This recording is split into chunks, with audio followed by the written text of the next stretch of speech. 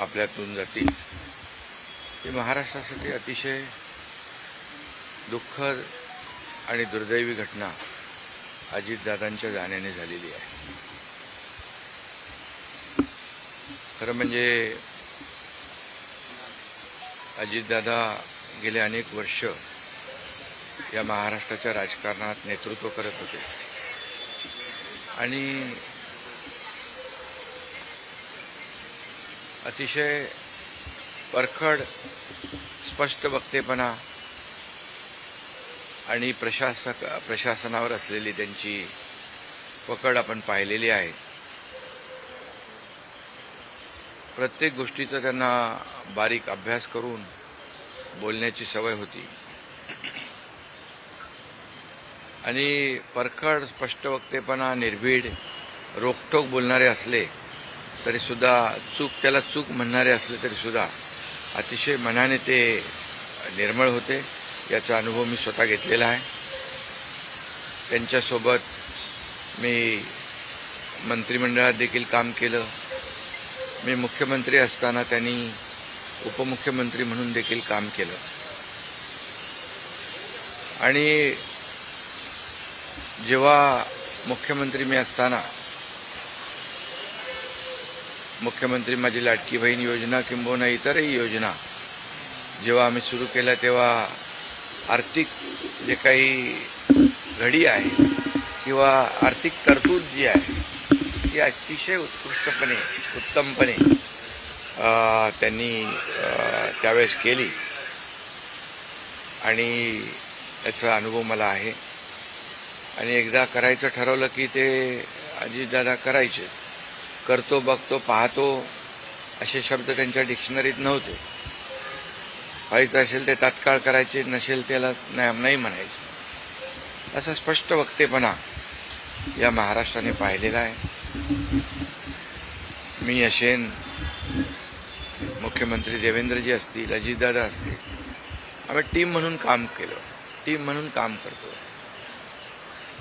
आमच्या वेळाही कामाच्या वेगवेगळ्या, आम्ही पहाटे उशिरापर्यंत काम करतो.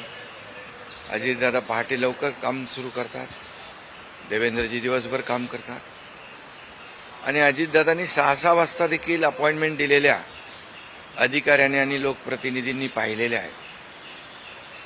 अतिशय वेळेचं महत्त्व आणि वेळेचं भान ठेवणारा नेता हरपलेला आहे. खरं म्हणजे काल परवाच आमची एका कार्यक्रमामध्ये भेट झाली. सरन्यायाधीश आपले भारताचे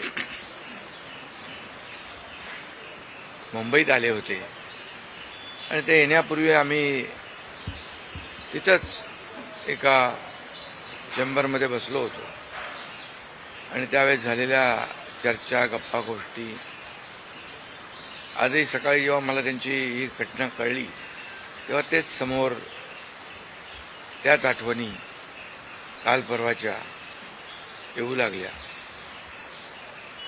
खरं म्हणजे माझ्यापेक्षा ते राजकारणात देखील अनुभवी नेते, गेल्या अनेक वर्षापासूनचा त्यांचा अनुभव, वयाने देखील माझ्यापेक्षा ते मोठे होते माझ्या आणि अनुभवाने देखील. आणि म्हणून त्यांना राज्यातल्या अनेक विषयांचा गाढा अभ्यास होता. अनेक विभाग त्यांनी हाताळले होते. याचा राज्याला फायदा होत होता. मंत्रिमंडळात देखील ज्यावेळेस काही विषय यायचे त्यावेळेस आपल्या राज्याची आर्थिक परिस्थिती अशी आहे, आपल्याला सर्वांना काटकसर करावी लागेल, अशी अगदी निर्भीडपणे सांगणारे अजितदादा देखील आम्ही अनुभवलेत. शिस्तीचा नेता म्हणूनही आम्ही अनुभवलेला आहे आणि त्यामुळे त्यांच्या जाण्याने फक्त पवार कुटुंबियांचंच नाही तर संपूर्ण महाराष्ट्राचं न भरून येणारं नुकसान झालेलं आहे. आणि माझ्यापेक्षा वयाने मोठे असल्यामुळे एक जी काय आमची गेल्या अनेक वर्षापासूनची जवळीक निर्माण झाली होती, त्यामुळे राजकारणातले आम्ही तिघजण एक टीम म्हणून काम करत असलो तरीसुद्धा एक मोठा भाऊ हरपल्याची गेल्याची भावना देखील दुःख देखील माझ्या मनामध्ये आहे आणि मी त्यांना भावपूर्ण आदरांजली अर्पित करीत असतानाच मनामध्ये फार दुःखाच्या भावना आहेत. त्यांचं कुटुंब हे दुःख पचवण्याची क्षमता डोंगरा एवढं दुःख आहे. ही क्षमता ईश्वराने त्यांना प्रदान करावी. कुटुंबाचंच नाही तर संपूर्ण महाराष्ट्राचं झालेलं आहे नुकसान.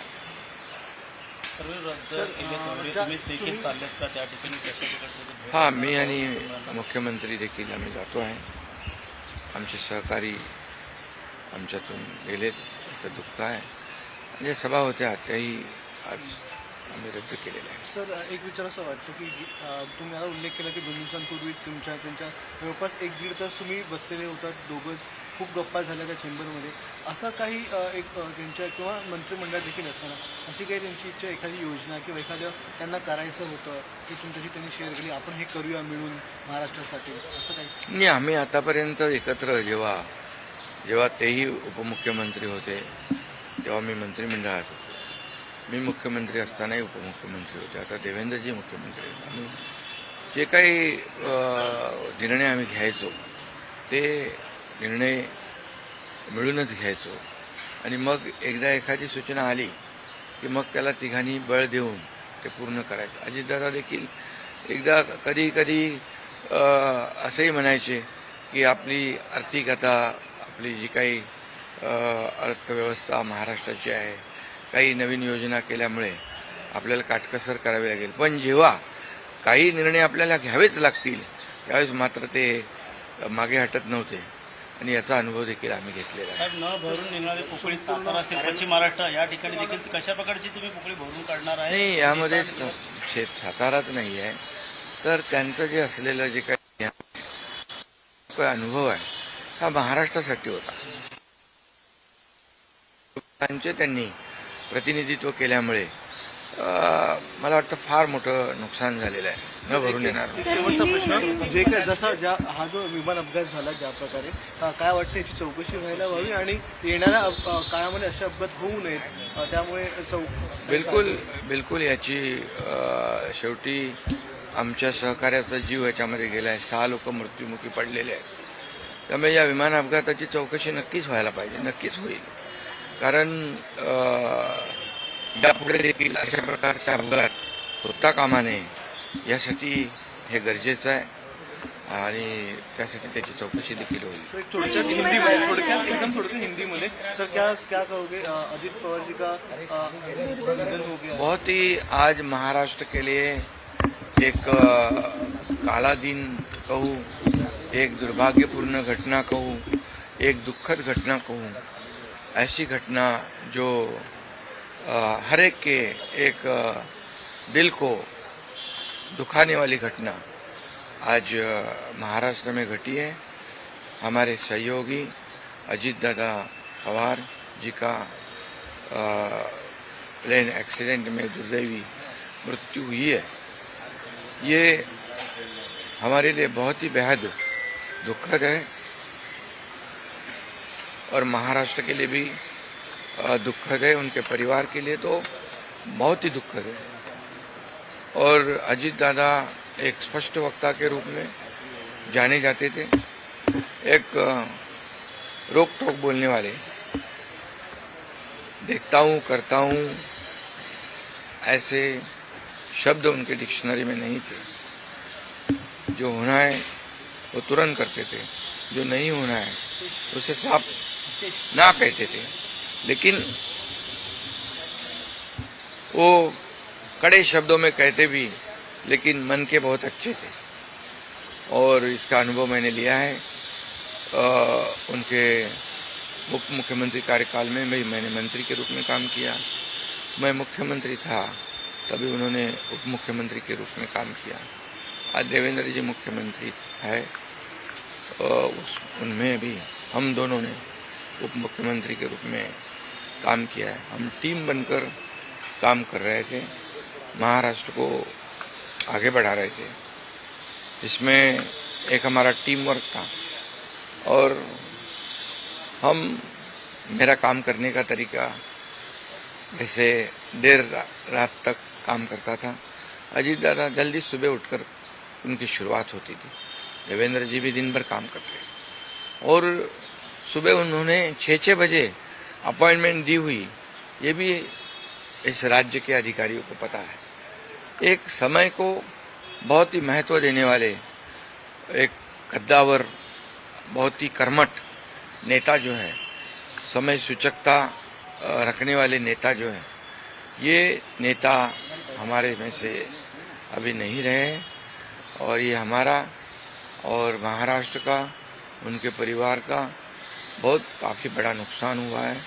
उनको कई अलग अलग विभाग जो है उन्होंने काम किया, उस पर उनको अनुभव था।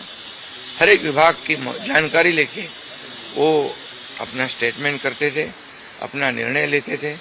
मैं मुख्यमंत्री था तब लाडली बहन योजना या कई योजनाएं हमने तीनों ने मिलकर टीम बनकर शुरू कर दी। उसमें भी अजीत दादा ने बहुत ही योगदान दिया हुआ है। और जैसे अर्थव्यवस्था जो है हमारी महाराष्ट्र की, वो उसके बारे में भी कभी कभी बहुत ही रोक टोक मंत्रिमंडल में उन्होंने बताया भी कि हमारी परिस्थिति ऐसी है, हमें कुछ यहाँ इसमें जोड़ तोड़ करनी पड़ेगी। लेकिन जब जो चीज़ करनी ही है, जो समाज के लिए आवश्यक है, उसमें कभी भी उन्होंने हाथ पीछे नहीं खींचा। अर्थमंत्री होने के नाते उन्होंने काफ़ी योगदान दिया है। मेरे से वो राजनीति में भी अनुभवी थे और उम्र से भी मेरे बड़े थे। एक टीम हमारी थी, एक टीम का एक हिस्सा अभी नहीं रहा है और एक बड़ा भाई हमारे में से गया है, ऐसी भी हमारी भावना है। इसलिए मैं उनको बहुत दुख भरी श्रद्धांजलि अर्पित करता हूँ।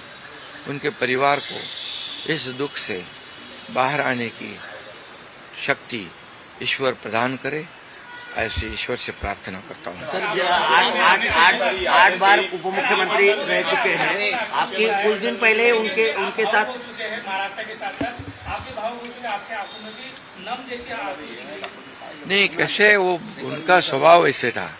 वैसे बाहर से सबको लगता था बहुत ही कड़क है और रुष्ट है, लेकिन दिल से बहुत काफ़ी वो नम्र थे और निर्मल थे। ये मैंने कई बार देखा है, अनुभव भी किया है। इसलिए ये एक महाराष्ट्र का एक बहुत बड़ा नुकसान उनके जाने से जो भर नहीं आ पाएगा, ये वो है। 8 बार मुख्यमंत्री पूरे इस तरह के हादसे हाँ, बिल्कुल। इसकी जो दुर्घटना हुई है, इसकी जांच जरूर होगी, क्योंकि ऐसी दुर्घटना पुनरावृत्ति ना हो, दोबारा ना हो, इसलिए जरूर इसकी जांच होनी चाहिए और होगी। 8 बार उप मुख्यमंत्री, बहुत सारी यादें थी आपके मंत्रिमंडल में भी, उप मुख्यमंत्री थे, आज भी जो है। मैंने कहा ना कि जब मैं मुख्यमंत्री था तब उन्होंने जो हमने फैसले लिए, निर्णय लिए समाज हित के लिए, तब अजीत दादा अर्थ मंत्री थे, तो उनका भी काफी योगदान उसमें रहा है। ये कोई नहीं भूल सकता है। 8 बार उप मुख्यमंत्री रह चुके हैं। कुछ दिन पहले आपकी उनसे मुलाकात हुई थी, क्या बातचीत हुई थी? 1.5 घंटा आपसे। अभी हमारे सुप्रीम कोर्ट के चीफ जस्टिस यहाँ आए थे मुंबई में, अभी हम बैठे थे उनके आने से पहले। अभी काफी हंसी मजाक हो रही थी, चर्चा हो रही थी, वही बातें आज सामने आ रही है। 2 दिन पहले हम साथ में बैठे थे और आज अजीत दादा नहीं रहे, ये दुख की बात है।